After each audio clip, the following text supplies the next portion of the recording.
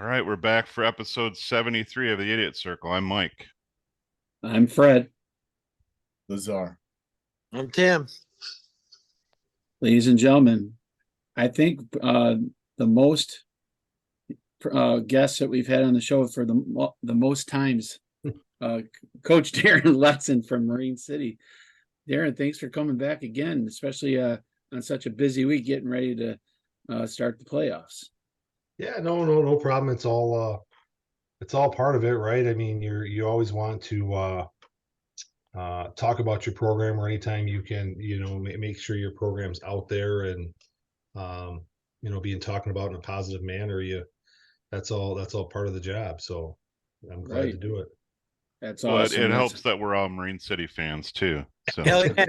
Yeah, but you don't, Coach, you don't view this as a platform to reach your listening audience, do you?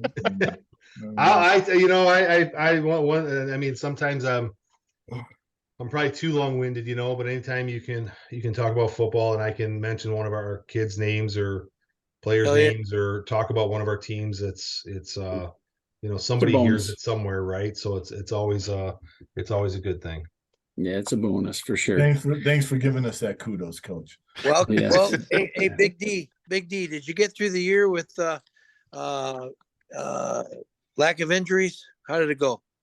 Yeah, I think we're all right. I mean, we had kids. I think, like I told them Monday, you basically just went through 11 weeks of football, right? A 9-week season. Your scrimmage week is 10, and then that very first week is your 11th week. So I don't think we're any different than any team remaining. I think any team that tells you, we're 100% healthy or not dinged or just sore or whatever, gosh darn it, I think they're absolutely crazy, But I think some of the stuff we do in the weight room during the season, I think some of the stuff a lot of our kids do during the course of the season with their bodies. I think we're in a pretty good spot. I mean, I don't know how we could be in much better of a spot than we are. Yeah. Is it me, or is it more of It's you, Tim. No matter what the question is, it's if you. we've been to the end of the playoffs, and even when I coached a couple years there, it just seems like everything turns up, the volume, the intensity. The intensity ramps up, and especially it comes really more from the seniors.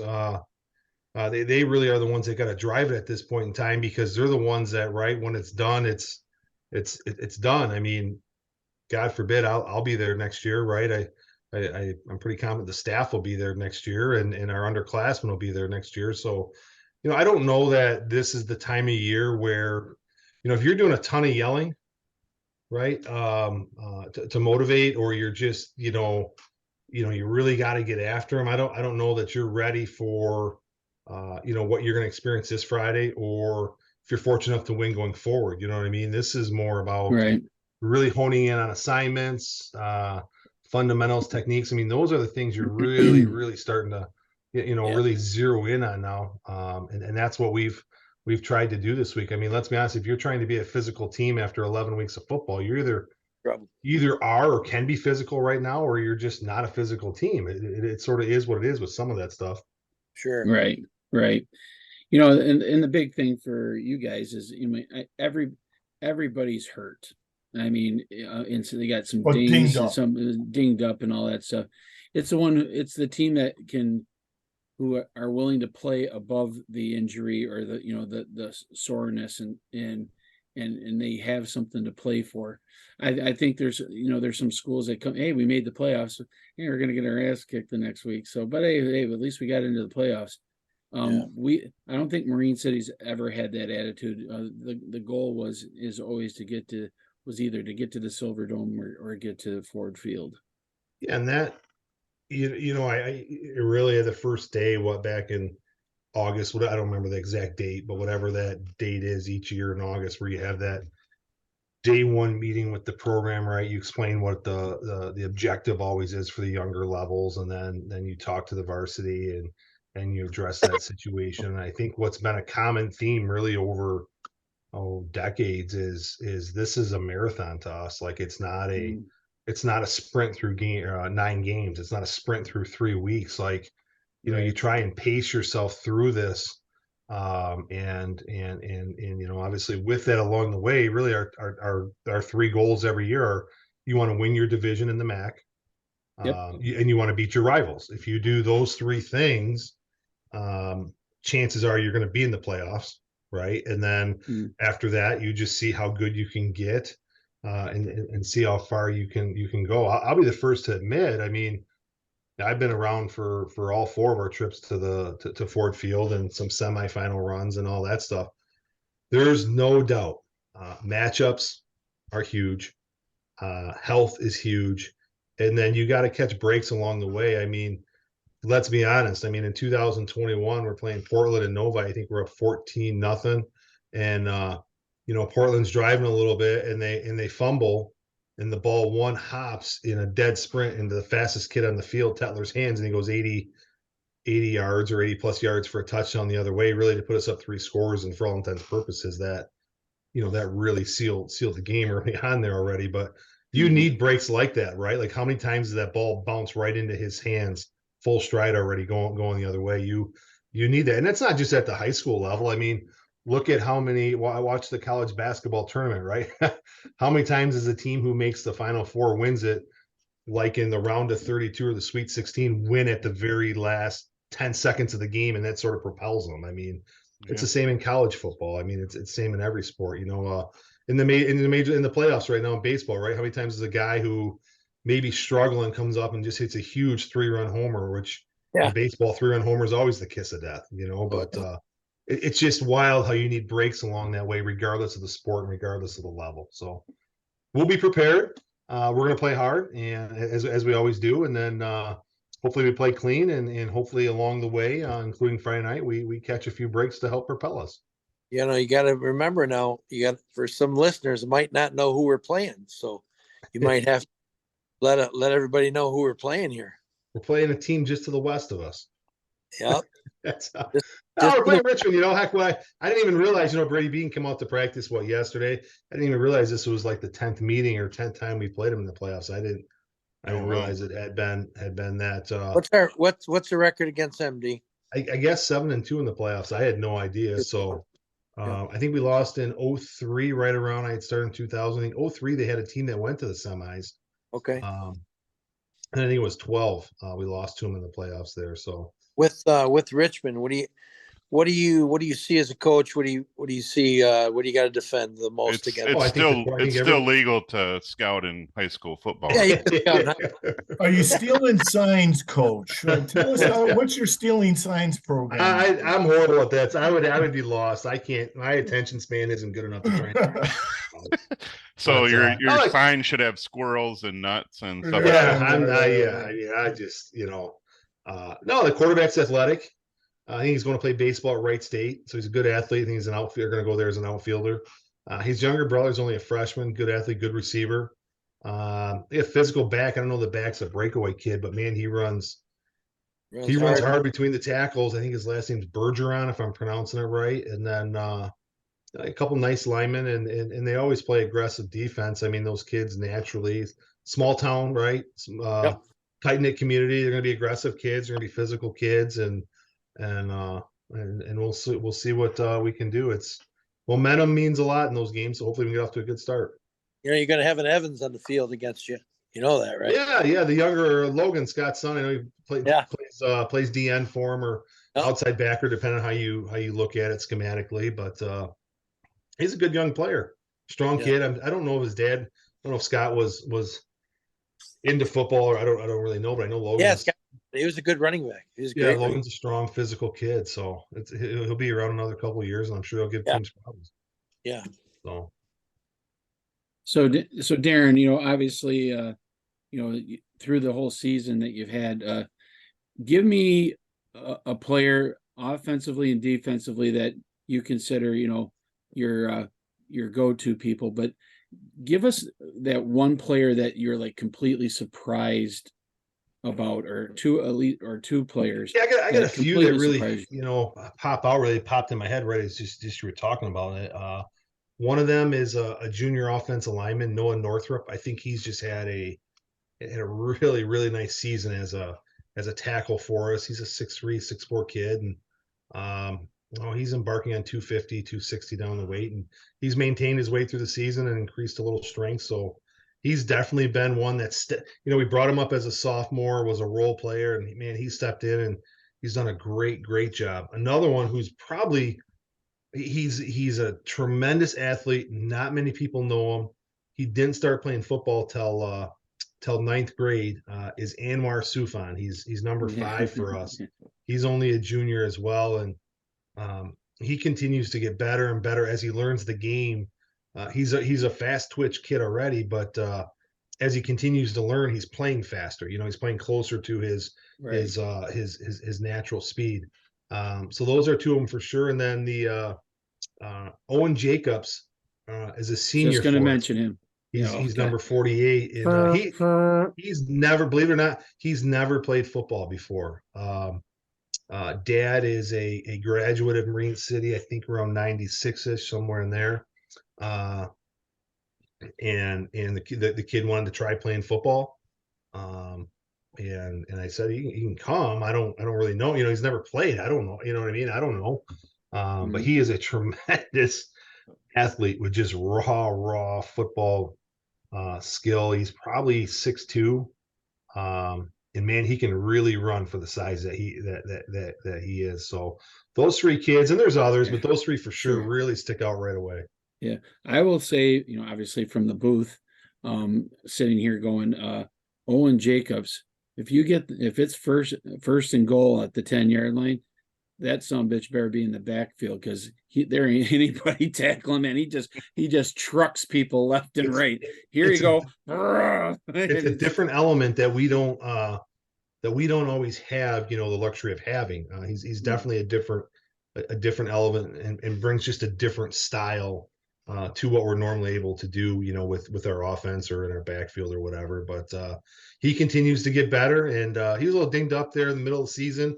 With those kids that have just learned how to play, the other thing they got to learn how to do is how to take hits, right? Take hits and deliver hits. They just don't understand, how to initiate and take on contact. So he had a little bit of that going on, but he's back, definitely as close to full strength as you're going to be this time of year, doing a really nice job. And obviously we need big things from him for us to go forward.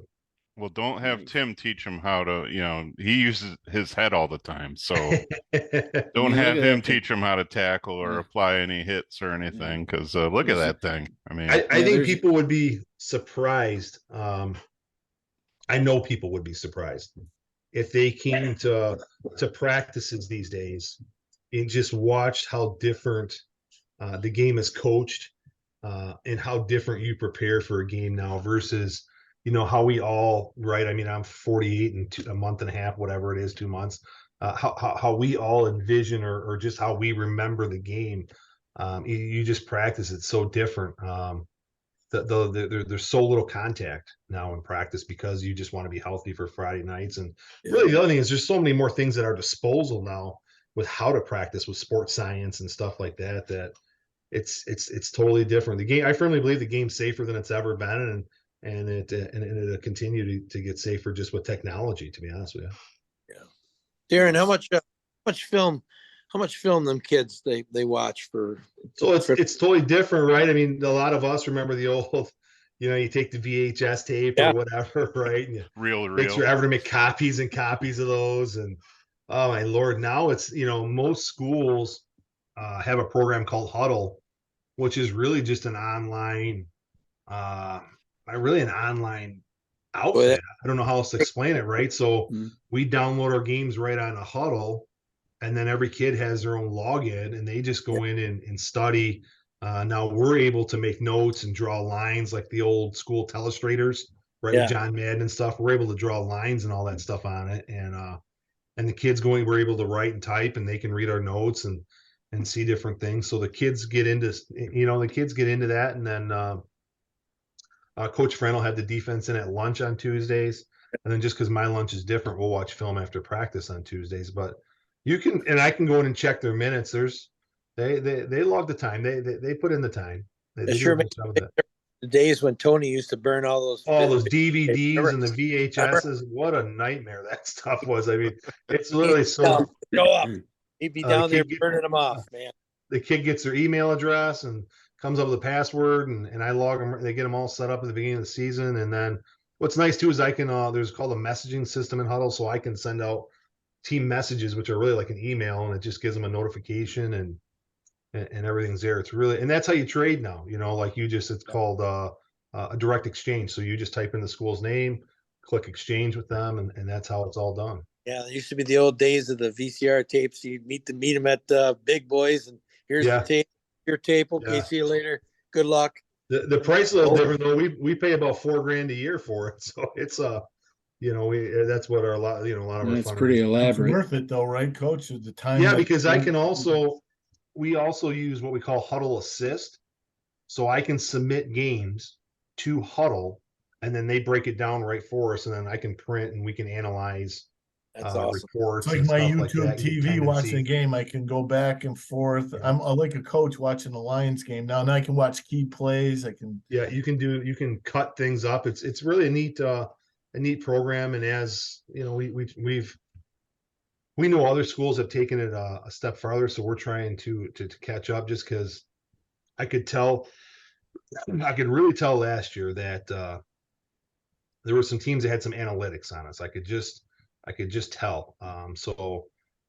Give an example, Coach. Like, what would it be an analytic? Just like a formation. A formation. I could just tell that a team had a little bit of a beat on some things that we do out of a formation. And through the winter there, I guess I just tried to become more informed than others as well with you hear the word analytics, right? I mean, the analytics in baseball is crazy. And it's really spread to football and actually down to high school football now. So we've spent more time with the analytics of stuff. Yeah, noticing the fact too isn't that kind of like when you guys started doing the wing tee and you guys would pull the guards and then all of a sudden you started doing false pulls. Yeah, a lot similar stuff. Yeah, just to throw stuff for just kind of throw it off a little bit. Yeah, trap away from the halfback or trap two. You got to have different wrinkles with some stuff just to try and break tendencies a little bit to have some other things there. I mean, if it's I tell you who's top really, really good at it. Frankenmuth does a really, really good job with their analytics and stuff. And that's why, I mean, they're able to get their team in the right spot so often. They do a tremendous job. Would you be able to put in Huddle, like, I'm going to play Frankenmuth, let's say. I want to see all the running plays and all the running plays by this running back. Yes. Yeah. Pretty good analytics. Yeah. You can really break it down by formation, down and distance, left and right, strong and weak. I mean, you can really, really, really have at it. So we've gotten better at that this year, right? You got to evolve with stuff, and if you're not involving really right in anything, you're going to fall behind just the way the world moves these days. So well, I think there's rumors that a former Michigan analyst is going to be available if you're looking to hire. I get a guy from the Marines standing on my sideline, right? I don't know that I can pay him. Boy, he was only getting paid $55,000 there, but you might not get a Marine, but you could definitely get a National Guard guy. You could get a National Guard guy. That'd be awesome. Get him on the side. Great job. A job like that to me would be awesome. Well, yeah, but let's just talk about that real quick. While we got a second. Here we go. Okay, first of all, he's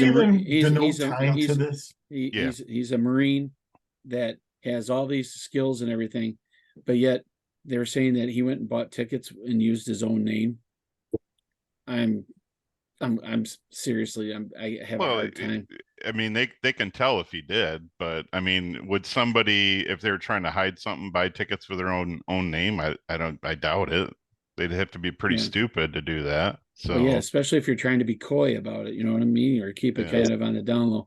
I think there's a lot of underlining shit that's not being discussed, but that's for another day. But now, Darren, obviously, in your you're done talking about that, Frank? Yeah, I think so. You must have saw a squirrel or something. No, I just that's enough time topic for another day. But Darren, I know that you guys have Richmond and Armada, and is it Lutheran North? Yeah, so that's our 14 district, and okay, it'll be interesting. It will be, and I mean, obviously, nobody's looking ahead or anything like that, obviously, because obviously you got to take care of business week by week. I noticed that, Obviously. in anybody coming out of our district, they are going to run into probably Corona. And I don't know, have you had a chance to get any kind of film on them or kind of look at them? I just know I remember it's really the same with Notre Dame Prep. Notre Dame Prep and Corona both we played them both in 21, right? In 21 we played Notre Dame Prep the last game of the regular season. Then Corona we actually played them in the regional final at our place. And gosh, how ironic would that be if we're fortunate enough to win our district to go to them for that regional final if they're fortunate enough to win. But they got those two twins back who are really good players as sophomores, and they're spearheading that team there right now. And the coach is a good guy. The only time I met him was on the field before a regional game in 21, and he's done a nice job. He's a really good, he's done a nice job with that group, and he's a good coach. And Pat's a good coach out there at Notre Dame Prep. He's been in it for forever himself. Did he I take just over for get Kyle? the only thing I'll say about some of the stuff with the playoffs, and not with Corona or Notre Dame Prep really so much, but just with media, some local media, and just people in general. It gets very frustrating, to me anyways, when you have a school who has made a living off classes, 2, 3, maybe 4 classes, right? So they have a 3-year, 4-year run. Okay, congrats, nice job. You made hay with the talent in those 3, 4, maybe even 5 years. Mm-hmm. Okay, but like I get taken back when people maybe want to say something about us with our schedule. We play the schedule, like we only get to schedule 2 games, right? The max schedule 7 of our games. And then I go out and find the best 1 in 9 game I can play of teams that'll play us. But like to me, the bigger story is, okay, do this 39 of 40 years or 40 of 41 years, whatever it is. We've had winning seasons and make the playoffs 32 times and win 55 playoff games. Like to me, that should be more of the story versus some team making the playoffs for the 3rd time in whatever years, right, trying to win 7. Okay, congrats, they've made it. But like I get frustrated when sometimes because we go 8-1, we're put on the shelf or whatever, or 7-2. It gets frustrating to me. It really does, because outside of Franklin, how many teams have won 35 straight divisional games? Really, we haven't lost a game in the MAC since 2018. Like, and no one talked about that. You know what I'm saying, all season. So there's a little bit of blood there. There's a little bit of bitterness, but it's just frustrating. You know what I mean? That you do this and people want to put you on the shelf because you're 8-1 or whatever. So yeah, haters I gonna agree hate. with it. Haters gonna hate, right? Yep. And any level. I watched the selection show, and and they're talking up all these schools, and then you hear you guys come up and they barely say one word about you guys, and it just drives me through the roof.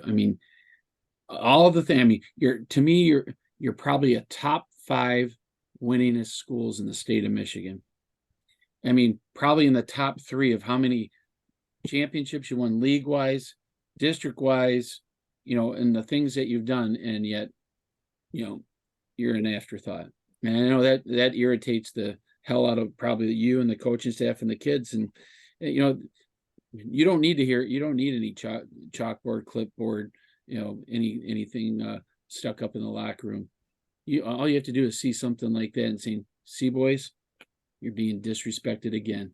We'll be ready to go. I ain't worried about that stuff. Our kids, for whatever reason, and really, I know why. Coach Bob and Tony and Ron there, they did such a great job with just establishing the culture and that, and just that winning attitude and that spirit, or however you want to, whatever characteristics or not, or adjectives you want to put in there.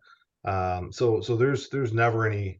I don't think there's ever any worry about us getting up or being ready. Dude. It's just these kids work so hard to stay with what this program is year in, year out, and it just gets frustrating sometimes that I just don't think that they're always given the recognition or how, whatever word you want to throw in there that they deserve each year. And maybe some people get spoiled with it. I don't know. And I guess that's a shame too, but we're going to have fun with it. We'll be ready Friday night. And God willing, and hopefully we play well enough that we're able to play the next Friday night at 7 as well.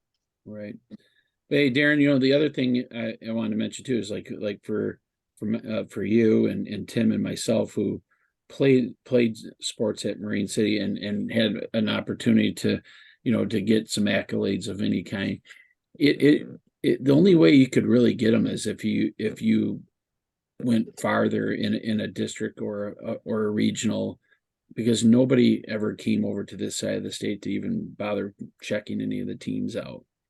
No, they don't. And I reached out to the News and Free Press. I tell them every year, you're missing something really cool up at our stadium on a Friday night with what we do. But that's their decision. That's their choice. I know some of it's based on where their editor or whatever, right? Will send them or allow them to go. I get all that, but I just think that back in the day it was like that, where if you were going to get all state or all Metro East or anything like that, you had to go. You could have the greatest year of your career. Biggest numbers ever, and people wouldn't you might make honorable mention. But if you went on in the playoffs, right. The good thing for you guys is, and to me, it's the only thing good about the MAC is the fact that you're going down towards down in the Macomb area and Warren area and playing teams down there where you might see some. There might be some scouts, there might be some newspaper people, there might be some people that, catch a glance and then they decide to come up and see you guys play. We didn't, the three of us didn't have that opportunity. So, I think that's the only really big benefit about the MAC. If I won the lottery, tomorrow, I'd try to arrange it where, you could get the original 6 back and maybe add a couple more team and bring back the scale, so everybody could get, good gate money coming in and both ways, home and away. When, I just find it hilarious that you guys go down there and these schools make bank off of us, and then they come up here and they got 4 grandparents and 3 parole officers sitting in their stands. I just. It shouldn't be that this Friday. That's funny, Tim.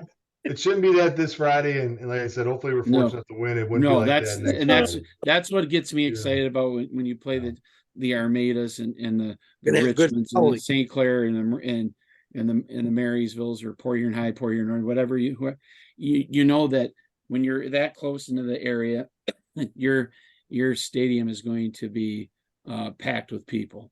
Yeah, and I think that's one of the things I loved about the league. Fred, do the parole officers have to pay for the ticket? They should pay double. 32 Mile Road is going to have a line of traffic heading to East China City. Parole officers. That'd be good. The linebackers had tethers on their ankles, so it's always good to listen to Fred and his slant on life. All of us looked over at the other stands, and never once did I think Mike and Tim and I say, well, there's 2 grandparents and 5 parole officers over there. It's depressing to see, because it gives somebody a chance to see probably one of the best stadiums on this side of the state. First it's awesome.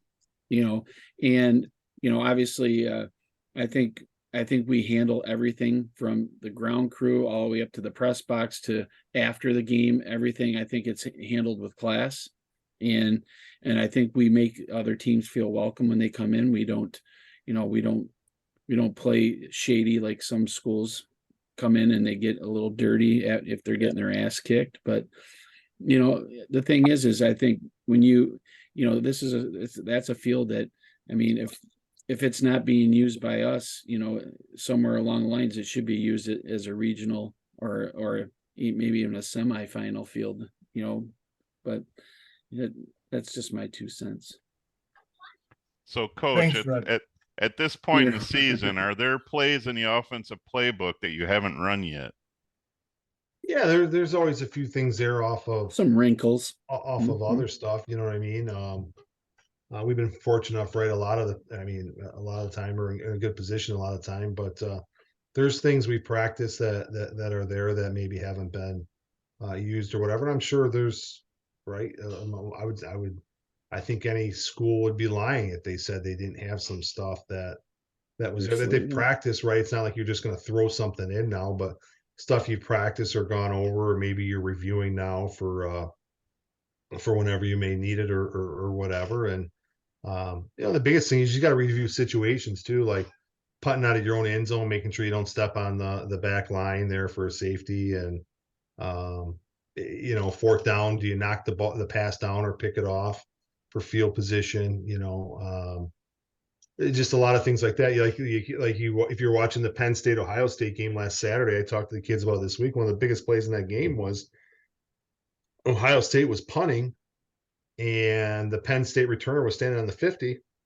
He could have fair caught the ball right there on the 50, and it rolled all the way back to like the 20 or 25 yard line. Like they lost 25, 30 yards of field position in that game that you're never going to get back against Ohio State. So, and that stuff shows up in high school football, especially in the playoffs now. So there's things like that you got to cover as much as anything. And that's what we try to spend a lot of time on these days. So hopefully we handle those situations right. So when you're practicing for a team like Richmond during the week, do you go over specific things that you see that the Richmond team does that might be different than? Okay. Yeah. And different wrinkles they could have off of, a certain play or whatever. You just try and expose the kids right to as much as you can, but at the same point in time, you want them to play fast as well. So you can't overwhelm them, but you got to expose them to some wrinkles that may be there, some things that may come up. And, really you want the biggest thing, right, is every team wants to start fast. It doesn't matter what sport it is. You start fast, you dictate the tempo and the pace, and you have the ability to dictate a little more what goes on. And so that's a huge key to things as well. So Darren, what do you think in your mind for Friday night? I mean, hopefully, obviously the weather being in the favor. Coach Bob always said if he had a BB gun, he'd shoot out as many lights as he could and carry the wing tee, and carry the football as many times as he could.